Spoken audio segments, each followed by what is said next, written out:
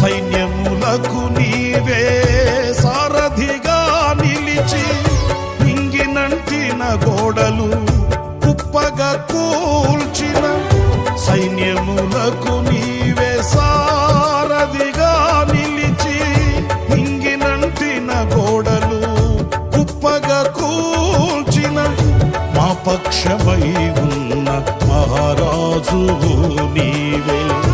నీకు సాధ్యము కానిది ఏదైనా కలదా?